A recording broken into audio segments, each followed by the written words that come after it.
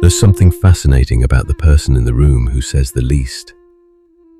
They're watching, listening, taking in everything, every shift in someone's expression, every unspoken tension, every word that doesn't quite match the emotion behind it.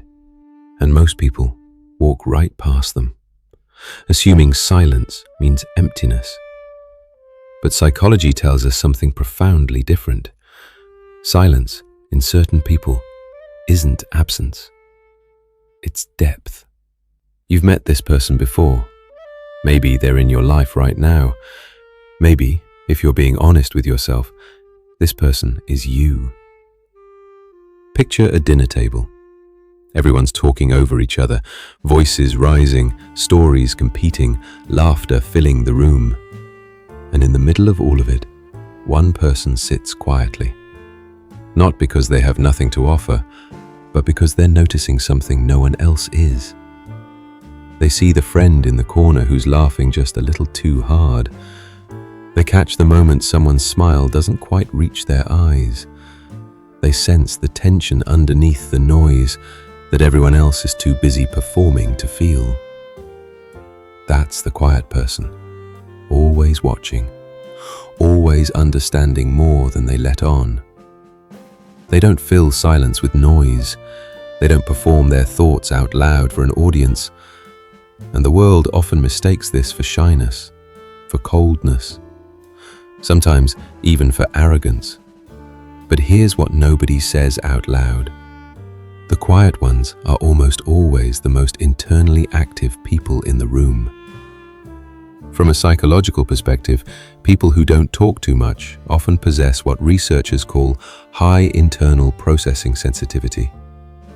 Their minds are wired to go deeper, not wider. Where others skim the surface of an experience, these individuals instinctively go beneath it. Psychologists have noticed that highly introspective people tend to have stronger neural connections between the areas linked to self-reflection, emotional memory, and empathy. They don't just hear what you say, they hear what you meant, what you were afraid to say, what you quietly left out. Research in personality psychology also suggests that quieter individuals think before they speak. Not because they're uncertain, but because words carry weight to them, and they're unwilling to spend that weight carelessly. This isn't a flaw. It's a form of emotional intelligence that most social environments simply aren't designed to recognize. And here's something most people get completely wrong about quiet individuals. We assume they don't speak because they're afraid, but the real truth is far more interesting. Some quiet people aren't afraid of speaking at all. They're afraid of speaking superficially. They'd rather say nothing than say something that doesn't mean anything. They'd rather sit in silence than trade hollow words just to fill a room. That's not fear. That's a standard. And it's one most people never develop because they were never willing to tolerate the discomfort of staying quiet long enough to find it. Inside the mind of someone who doesn't talk too much, there is rarely silence. There's observation, analysis, a quiet cataloging of the world around them. They notice the way someone laughs when they're uncomfortable. They sense the shift in a conversation the moment it becomes performative. They feel things before they can name them, and sometimes carry an emotion for days before the right word finally arrives. This inner richness is both a gift and a weight.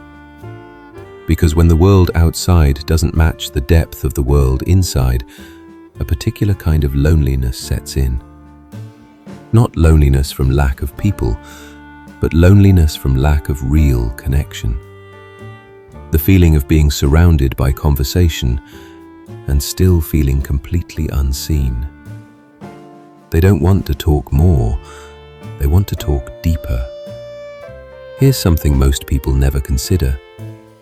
The quiet person in the room is often the most emotionally generous one there, because they listen. Truly listen. Not waiting for their turn to speak, but actually receiving what another person is giving them. That is rare. That is a form of care most people never learn to offer.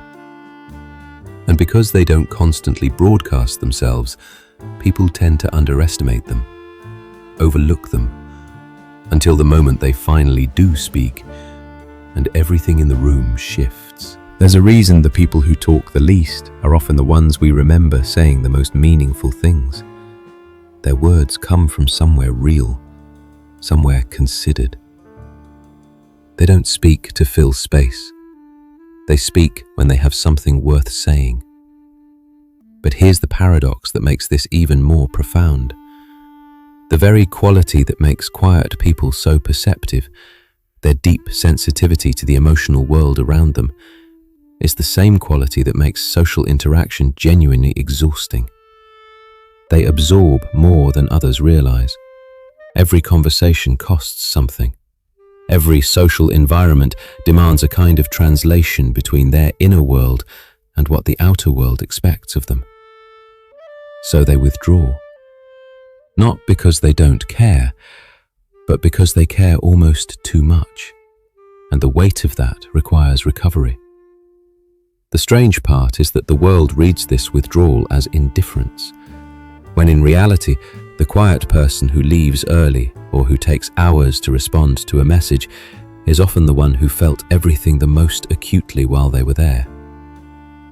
This touches something deeper about identity and about what we were taught to believe growing up. Many of us absorbed early on that visibility equals value, that being heard means being important. Quiet children were told to speak up, come out of their shell, be more social, as if the shell itself were the problem rather than the protection they'd wisely built. So some quiet people grow up performing extroversion in spaces that demand it. They learn a language that isn't native to them. And over time, that performance creates a particular exhaustion. Not physical tiredness, but the weariness of living at a distance from your own self. That's the real psychological cost, not the quietness, but the years spent believing the quietness was something to fix. Have you ever noticed that your most honest conversations happen late at night, one-on-one, with someone who doesn't need you to be more than you are? Maybe you felt it yourself, that quiet relief when you don't have to perform. When silence between two people doesn't feel awkward, but safe. Or maybe you've known someone quiet your whole life and wondered what they were really thinking, only to discover in one unguarded moment that they'd been thinking about everything, that their silence was never empty. What does it say about us that we so rarely create space for that? If you are someone who doesn't talk too much, hear this without judgment. Your silence is not a deficit. Your depth is not a disorder. The way you move through the world, carefully, intentionally, with your whole emotional self engaged, is not something to fix. It is something to understand. The goal was never to be louder. The goal was always to be heard by the right people in the right moments, in a way that actually means something. And that kind of connection doesn't come from volume. It comes from truth. You don't owe anyone a performance of yourself. You never did. The quietest people often carry the loudest inner lives. And perhaps the greatest irony of human connection is this: we spend so much time trying to be understood and so little time learning how to understand. Silence is not the opposite of communication. Sometimes it is the most honest form of it. Because the person who chooses their words carefully, who watches before they speak, who feels before they explain, that person isn't holding back from the world. They're just waiting for a world worth opening up to. If this video described someone you know, or quietly described you, give it a like. It helps more people find content that actually goes somewhere real. And if you want to keep exploring the hidden psychology of human nature, subscribe. Because every week, we go deeper.